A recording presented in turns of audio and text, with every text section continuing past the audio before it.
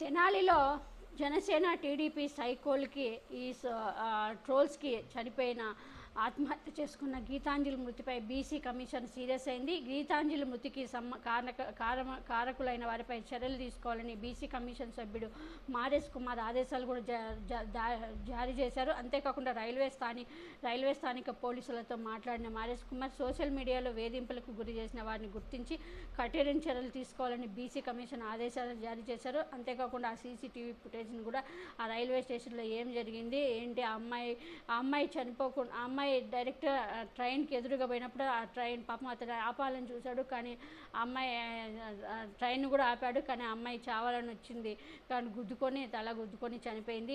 2 రోజులు కోమాలో ఉండిన తర్వాత తెనాలి ప్రభుత్వ ఆసుపత్రిలో 2 రోజులు కోమాలో ఉండిన తర్వాత ఆ అమ్మాయి చనిపోయిందని మనందరికీ తెలిసిన విషయమే. అది కూడా ఆ అమ్మాయి బలవంతపు మరణం అంటే అది ఎలా ఉంటుందో కనీసం గీతాంజలి ఒక్కసారి ఆ 2 ఆడపిల్లల గురించి ఆలోచించే బాగుండేదేమో అనిపిస్తుంది. ఈ ట్రోల్స్ 2-3 రోజులు ఆగింటే ఈ వెధవులంతా సైకోలంతా సైలెంట్ అయిపోయేవాళ్ళు. కానీ పాపం అందరూ చాలా సున్నితమైన మనసు ఉన్నట్టుంది అమ్మాయిది. చాలామంది అమ్మాయిలు ఇలాంటి సున్నితంగా ఉంటారు నిజంగా.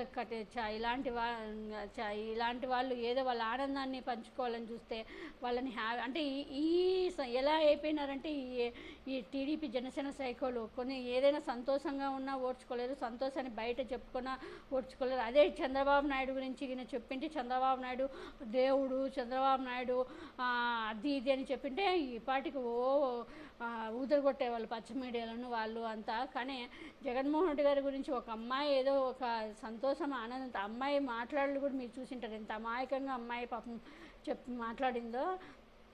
కనీసం ఆ అమ్మాయి సరే ఒక్క రోజుతో ట్రోల్ ఆపేసిన పోయింది, మళ్ళీ ఆ అమ్మాయి ఫోన్ నెంబర్ కనుక్కొని ఆ అమ్మాయికి ఫోన్లు చేసి ఆ అమ్మాయిని వేధించడము, అర్ధరాత్రి కాడ ఫోన్లు చేయడము, వాళ్ళ హస్బెండ్ చెప్తూ ఉంటే నిజంగా బాధ అనిపిస్తుంది. నిజంగా బీసీ కమిషన్ కూడా చాలా సీరియస్ అయింది. వీళ్ళ మీద కఠినమైన శిక్షలు పడాలి వీళ్ళందరికీ. ఇంకెప్పుడు ఏ ఆడపిల్లకి ఇలాంటి అన్యాయం జరగకూడదు, ఇలాంటి ట్రోల్స్ చేయకుండా కఠినమైన శిక్ష పడాలి వీళ్ళకి.